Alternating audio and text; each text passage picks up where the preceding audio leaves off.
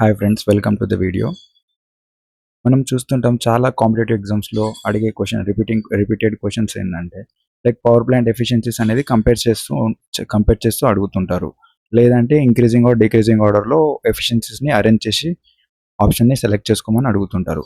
So ఇది చాలా important. ఏంటంటే సీక్వెన్షియల్ ఆర్డర్లో గుర్తుపెట్టుకోవాలి.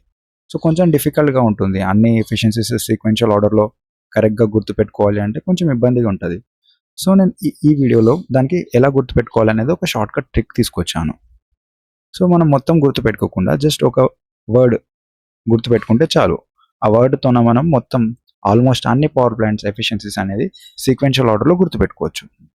సో ఆ వర్డ్ ఏంటంటే హైడ్రోజన్ సిస్టమ్ అని.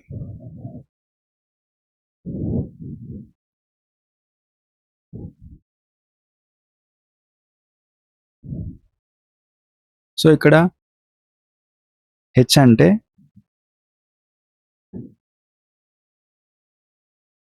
అంటే హైడ్రో పవర్ ప్లాంట్ అన్నట్టు. డి అంటే డీజిల్ పవర్ ప్లాంట్. జి అంటే గ్యాస్ పవర్ ప్లాంట్. ఎన్ అంటే న్యూక్లియర్ పవర్ ప్లాంట్.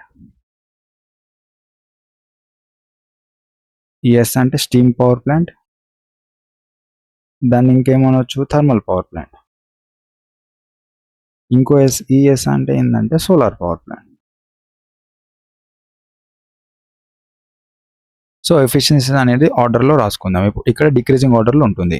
అంటే ఫస్ట్ హైయెస్ట్ అనేది హైడల్ పవర్ ప్లాంట్కి హైయెస్ట్ ఉంటుంది. హైడల్ పవర్ ప్లాంట్ అరే హైడ్రో పవర్ ప్లాంట్కి హైయెస్ట్ ఉంటుంది. ఎంత ఉంటుంది?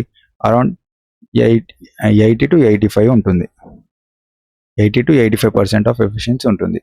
దాని తర్వాత డీజిల్కి 41 to 42% ఉంటుంది. దీనికి గ్యాస్కి చూసేసరికి 35 to 40% ఎఫిషియన్సీ ఉంటుంది.